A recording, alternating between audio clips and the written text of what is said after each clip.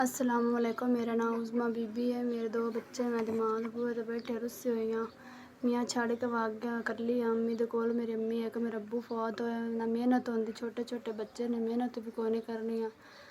घर दे हालात इंज दे न कि खावन दी शै नहीं। घर बच्चे अज भी रोंदे ने भुखे ते कोई चीज़ नहीं है। घर कोई शै नहीं, ना आटा ना दाने ना घ्यो ना कोई चीज़ भी कोई नहीं।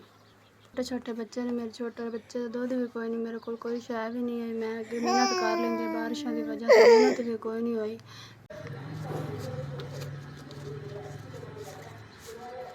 जो है मैंने 4000 मिल गया। ਤੁਹਾਡੀ मेहरबानी शुक्रिया। ਤੁਹਾਡਾ इतना मिल गया। मैं सौदा ले सवालों वास्ते कोई चीज़ ले ली सो ਤੁਹਾਡੀ बड़ी मेहरबानी। मैं ਤੁਹਾਨੂੰ दुआवां देने अल्लाह ਤੁਹਾਡੀ जिंदगी करे, अल्लाह ਤੁਹਾਨੂੰ सुख दे। ਤੁਹਾਡਾ भेजो मैंने 4000 मिल गया। मैं बच्चों की कोई चीज़ लैके